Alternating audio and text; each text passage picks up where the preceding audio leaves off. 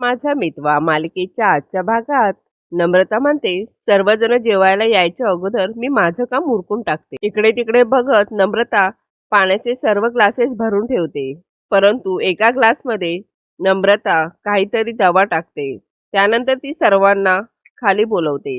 ईश्वरी म्हणते, सर नंतर जेवतायत, मी त्यांना नंतर देते वरती जेवण. अंजली सुद्धा जेवायला येते. आजी म्हणते, काय ग, कनू झोपली? यावर अंजली म्हणते, हो, ती झोपली म्हणूनच म्हटलं पटकन जेवून घेते.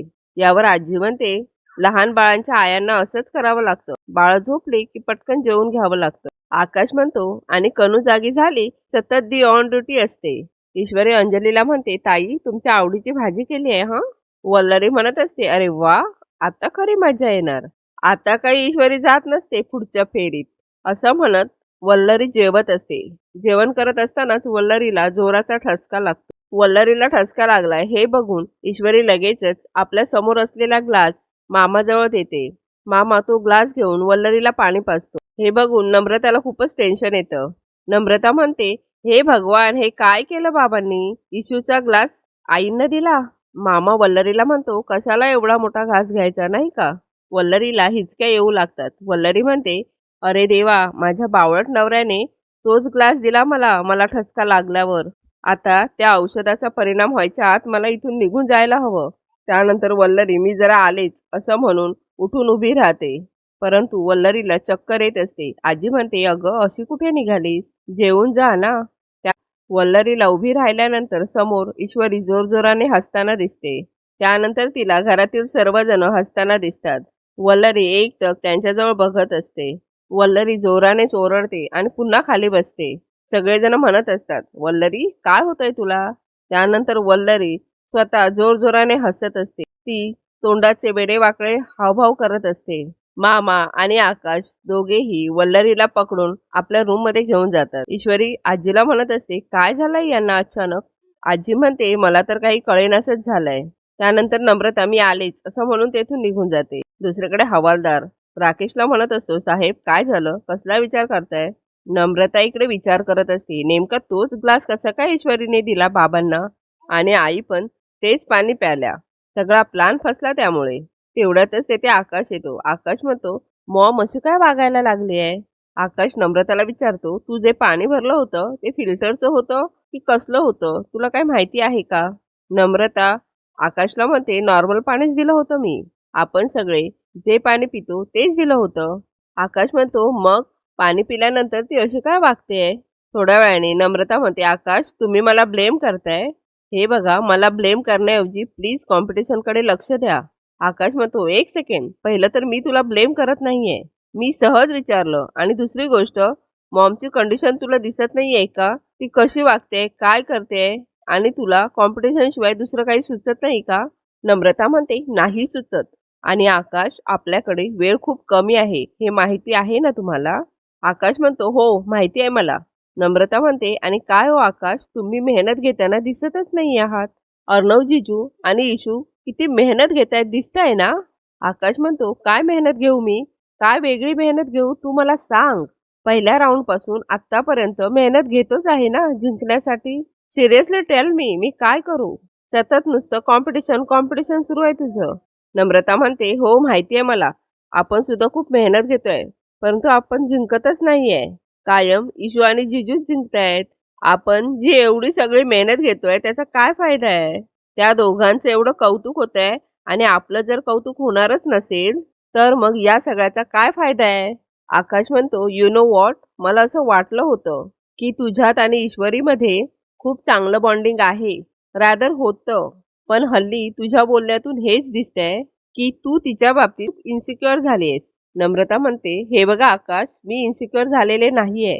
मला फक्त एवढंच कळतंय, आपल्याला जर आपलं अस्तित्व निर्माण करायचं असेल तर ही कॉम्पिटिशन जिंकणं आपल्यासाठी खूप महत्वाचं आहे. आठवतंय ना मागच्या राऊंडमध्ये काय झालं होतं ते?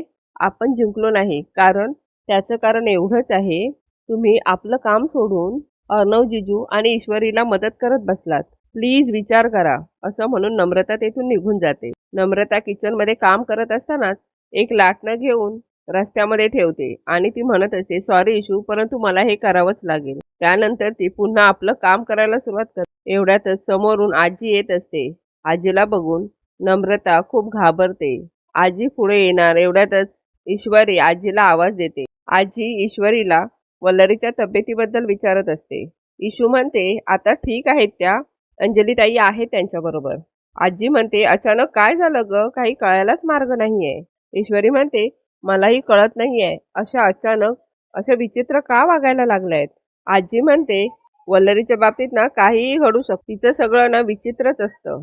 इशू म्हणते, बरं तुम्ही आराम करा, मी जेवण तयार झालं की बघते. त्यानंतर आजी तेथून निघून जाते. त्यानंतर ईश्वरी किचन मध्ये येत असते. ईश्वरीचा पाय त्या लाटणावरती पडतो आणि ईश्वरी जोरानेच खाली पडते. ईश्वरीचा आवाज ऐकून अर्णव सुद्धा धावतच जातो. ईश्वरी पडली हे बघून नम्रताला मात्र खूपच आनंद झालेला असतो. ती मुद्दामहूनच थोडासा उशीर करत ईश्वरीकडे जात असते. नम्रता पुढे जाते आणि बघते तर काय, ईश्वरी पडायच्या अगोदरच अर्णवने तिला सावरलेलं असतं. त्यानंतर अर्णव आणि ईश्वरी दोघेही एकमेकांच्या डोळ्यामध्ये प्रेमानेच बघत असतात.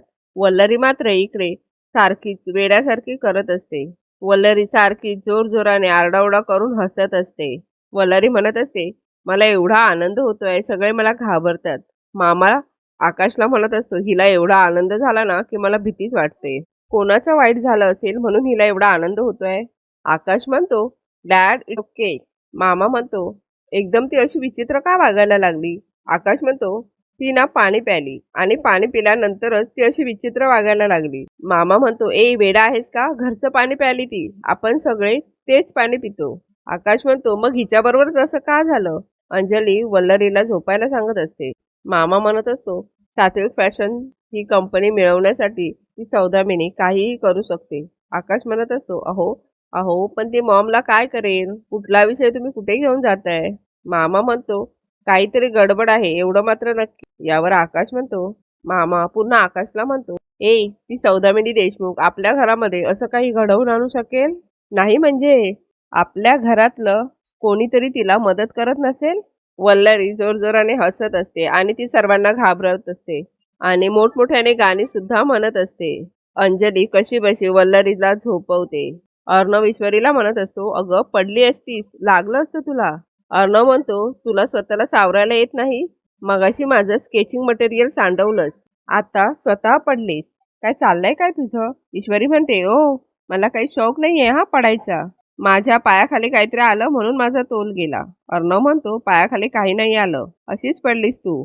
ईश्वरी म्हणते, मी काय पागल आहे का, खरंच तिथे. असं म्हणून ईश्वरीची नजर खाली शोधत असते. ईश्वरी म्हणत असते, काहीतरी होतं इथे, मी पागल आहे का अशीच नुसती पडायला.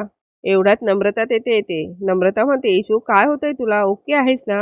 नम्रता म्हणते, आणि करेक्टच बोलतायत जीजू, खरंच इकडे काहीच नव्हतं. आणि काय ग, डान्स मध्ये भाग घेतलायस ना, मग असं धडपडून कसं चालेल. नम्रता म्हणते, ताई त्याचं काही एवढं टेन्शन नाहीये ग, आपला गणूबाप्पा आहे ना, तो घेईल माझी काळजी. अर्णव म्हणतो, गणूबाप्पा काळजी घेणार. ईश्वरी म्हणते, हो. अर्णव म्हणतो, गणूबाप्पा तुझी काळजी घ्यायला तू स्वतःची काळजी घेतली पाहिजेस ना आधी. ईश्वरी म्हणते, माझा गणूबाप्पा आहे ना, तो माझी सगळी काळजी घेतो. त्यानंतर ईश्वरी अर्णवला घेऊन रूम मध्ये जाते. नम्रता इकडे रागानेच म्हणत असते, इशू सतत प्रयत्न करून सुद्धा तू दरवेळी सही सलामत कशी काय सुटतेस ग. पण कधीपर्यंत वाचशील हे बघ, काहीही झालं तरी सुद्धा ही स्पर्धा तर मीच जिंकणार. त्यानंतर ईश्वरी कोणत्या प्रकारचा डान्स करता येईल याचाच विचार करत असते. ईश्वरी म्हणत असते, कोळी डान्स करू का, नको. अजून काय करता येईल, भरतनाट्यम. नाही नको, त्याला खूप रियाज लागतो. त्यानंतर ईश्वरी आठवत असते. एवढ्यात तेथे अर्णव येतो. अर्णव म्हणतो, मी सिंधूर, काय झालं, डोकं दुखतंय. ईश्वरी म्हणते, विचार करते.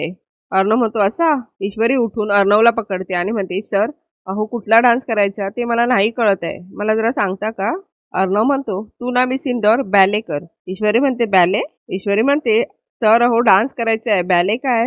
अर्णव म्हणतो, इंटरनॅशनल कॉम्पिटिशन आहे ना, तू एक काम कर, जज कर. ईश्वरी म्हणते, इंटरनॅशनल कॉम्पिटिशन आहे ना, म्हणून तर मला आपल्या मातीतलं गाणं निवडायचं आहे, आपल्या मातीतला डान्स प्रकार पाहिजे.